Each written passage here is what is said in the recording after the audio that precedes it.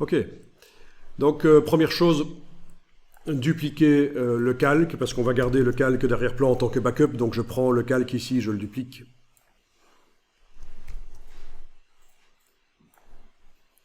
Ensuite, mettre un calque de réglage de type noir et blanc sur au-dessus de ce calque ici, au-dessus de ce calque, un calque de réglage de type noir et blanc pour transformer la photo en noir et blanc, puisque bon, il y a une méthode pour transformer en noir et blanc, c'est image mode niveau de gris, mais c'est la plus stupide parce que ça vous donne aucun choix. Donc il y a d'autres manières de transformer des images en niveau de gris, soit choisir une des couches de la palette des couches, soit utiliser le mélangeur de couches, soit le calque de réglage de type noir et blanc, soit encore une autre méthode qui donne encore plus de possibilités, c'est l'affichage de l'image RVB en tant qu'image noir et blanc grâce au système d'épreuvage et travailler les courbes RVB. Enfin voilà, il y a au moins 5 méthodes que je vois pour transformer une bête image couleur en noir et blanc, en une photo noir et blanc, en ayant du contrôle. Enfin, il y en a une qui donne aucun contrôle, c'est image mode niveau de gris. Mais celle que je vais utiliser ici, c'est une qui donne pas mal de contrôle, mais qui n'est pas la plus complexe. La plus complexe étant l'affichage en format d'épreuve noir et blanc et le travail avec les courbes RVB.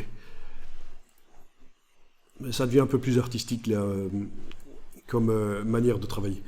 Alors, j'ajoute un calque de réglage de type noir et blanc. Et alors l'idée c'est d'arriver à faire sortir le bâtiment, les lignes du bâtiment bien sombres par rapport aux surfaces du bâtiment et si possible par rapport au ciel aussi. Donc vous avez des curseurs qui vous permettent de déterminer à quel point les primaires rouge, vert, bleu de l'image, ainsi que les secondaires, qui sont des mélanges des primaires. On parle en lumière ici. Hein. Donc le jaune est la secondaire du mélange de la lumière rouge et verte.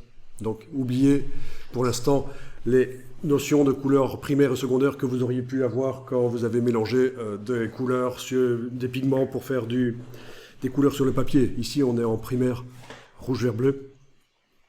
Donc vous allez déterminer à quel point chacune de ces couleurs intervient dans la création d'images noir et blanc. Étant donné que c'est assez empirique, je vous laisse modifier les curseurs et voir ce que ça donne. Donc il faut tester. Alors il est fort possible que certaines couleurs qui ne sont pas présentes dans l'image, notamment les verts ici chez moi, ne modifient rien du tout.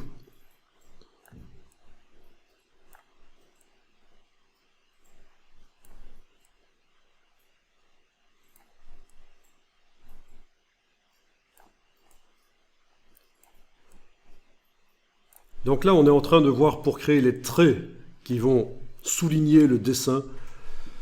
Et il faut bien transformer à un certain moment l'image couleur en noir et blanc. Parce que si on applique le filtre, tracer les contours sur l'image couleur, ça va faire plein de traits en couleur. Donc ça ne nous intéresse pas nécessairement. Ok, une fois que vous avez fait ça, ce serait une bonne idée d'enregistrer. On va enregistrer régulièrement l'image sous des noms différents. Donc étant donné qu'on a des calques, si l'image était en JPEG au départ, peu importe, ça propose d'enregistrer maintenant au format Photoshop, donc fichier enregistré sous. Et vous allez modifier déjà peut-être la longueur du nom. N'enlevez pas l'extension. Je vais mettre ici 0.1, voilà. C'est la version Photoshop 0.1.